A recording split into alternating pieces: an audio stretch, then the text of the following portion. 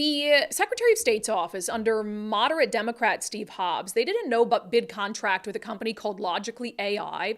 And the idea is that they're going to use AI to monitor social media for any threats to our elections. This first got attention last year. And in fact, the Washington State Republican Party, this is an article from December from the Center Square, WGOP files ethics complaint against Secretary of State Hobbs over social media monitoring, because they really felt as if, and I tend to agree with them, that you have this no-bid contract with an outside entity that taxpayers are paying to be monitored on social media by this AI firm for what the government is going to deem as election threats. So it really feels like a bridge too far.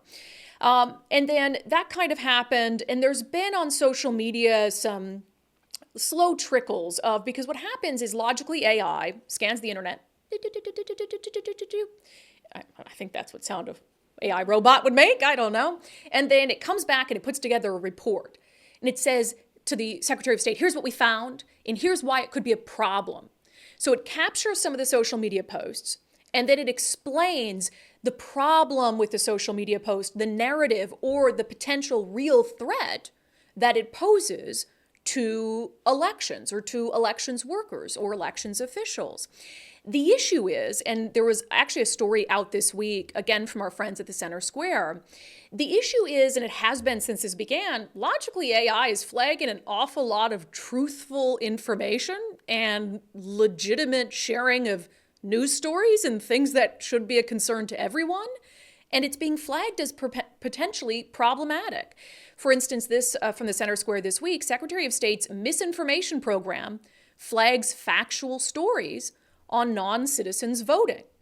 And in that article, it's referring to our friend Ari Hoffman. We have a lot of friends who have been scooped up by Logically AI. You know what? I think we keep good company. I'll explain in a moment how I have also been flagged numerous times by this Logically AI program. So all the screenshots that I'm going to show you if you're watching the show are from these Logically AI reports that are given to the Secretary of State's office.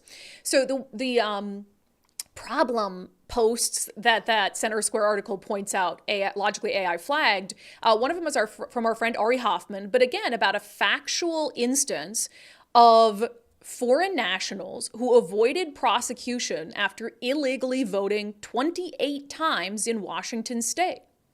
So what Logically AI calls that is a narrative.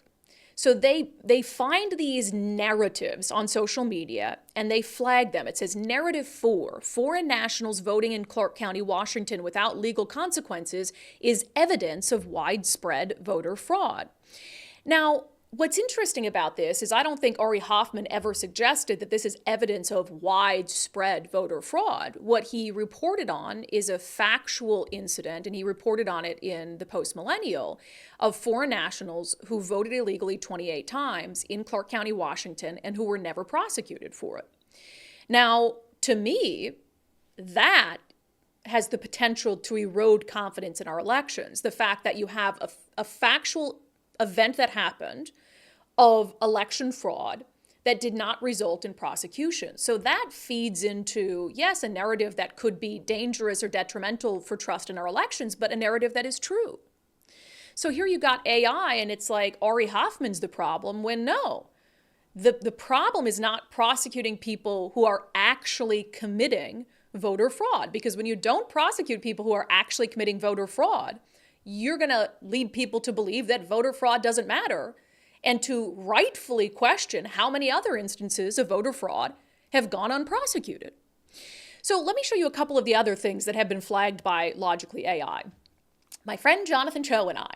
So you remember over the summer when we were collecting signatures for Referendum 101, which would have reversed Senate Bill 5599, which basically said your kids can run away from home and hide at a shelter and the government will keep their location from you. So as we were out doing that, there was a concerted effort from local Democratic parties where the signature gathering efforts were happening to harass lawful signature gatherers.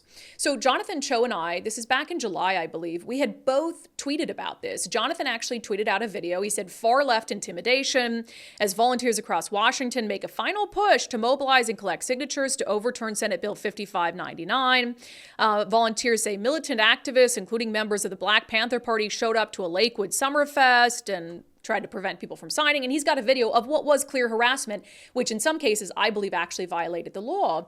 And then they also included a tweet from me where I said it's in the interest of protecting the democratic process, the Secretary of State should investigate coordinated efforts from state and local Democratic Party leaders to disrupt lawful signature gathering efforts.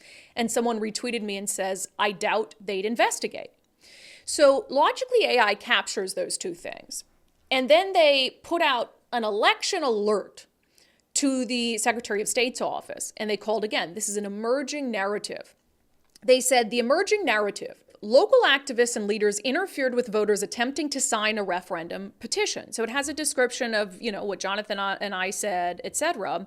And then it talks about the dissemination, how many times this was shared, what kind of engagement it got. And then it says what the impact could be. Listen to this. This narrative could degrade confidence in Washington state's referendum process among those who believe that Steve Hobbs will not investigate and prosecute political party representatives intimidating signature gatherers for Referendum 101. This narrative could motivate individuals to provide private security for signature gatherers, potentially leading to clashes with protesters. Like that would be a bad thing? This is crazy. This narrative could generate a high volume of requests to the Secretary of State's office from those that believe activists and local leaders from a state political party interfered with signature gathering efforts for Washington Referendum 101. First of all, I don't get why any of that would be a problem. If you have, and they're attacking the people who are telling you what's happening versus going after the people who are committing the behavior. So here you have me, Jonathan Cho. They also had that, it was a tweet from our friend Andy Stevens. He said, the WA Democrats recently organized a campaign of illegal intimidation and harassment of signature gatherers for referendums. AGO WA won't do his job, but there's still a chance for Steve Hobbs to do his sworn duty and investigate. So for me, what we should be concerned with is the fact that there was no investigation. The fact that these Democrats and these alt-left groups totally got away over the summer with harassing lawful signature gatherers. No consequences at all. That should be the concern. That should be the thing that is going to erode confidence in elections, not us pointing it out. And for logically AI to say the impacts could be it degrades confidence in Washington state's referendum process among those who believe that Steve Hobbs will not investigate and prosecute political. Look, it's not his job to prosecute, by the way, but he didn't even speak out about it.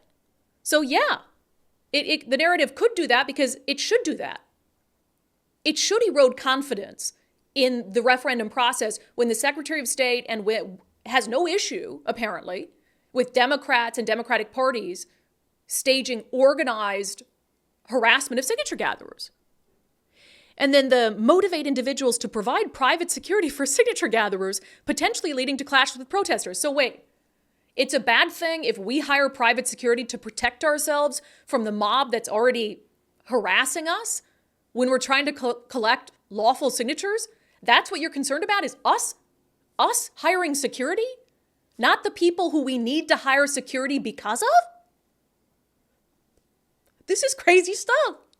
And then that last third one, it said generate a high volume. It could, God forbid, generate a high volume of requests to the Secretary of State's office from those who believe activists and local leaders from a state political party interfered with signature gathering efforts.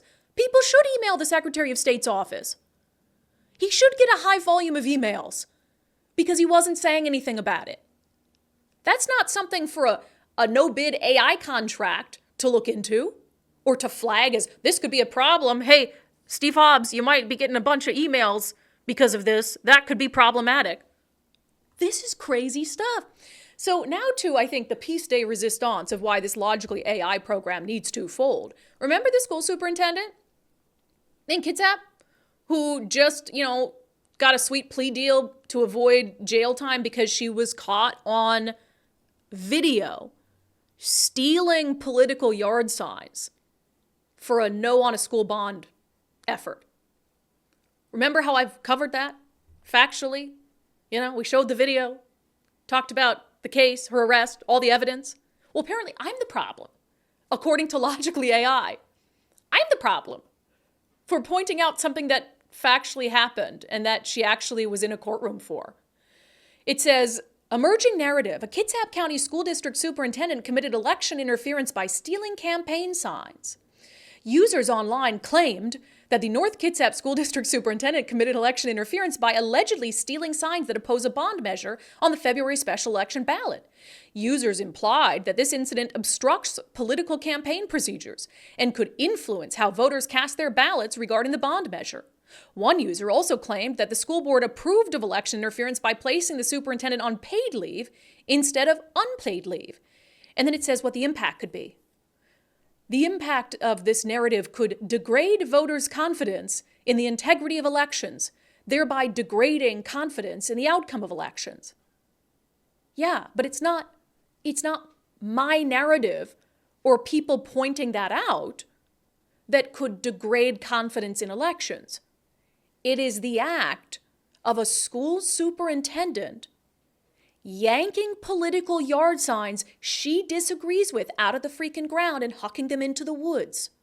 That is understandably going to degrade confidence in elections, especially when she goes on to get a slap on the wrist and has to pay $363 in restitution. And yes, pulling those signs out of the ground could impact the election. You never know how many people could have seen them and researched and had a sign that helped them decide how to vote. And the idea that, again, you're gathering all this, taxpayer funded. We're paying the government to monitor our social media in and of itself. And look, I understand we're monitored. I understand I got my freaking iPhone and that if I don't want to be monitored by the government, I have to get rid of my electronic devices. I get it.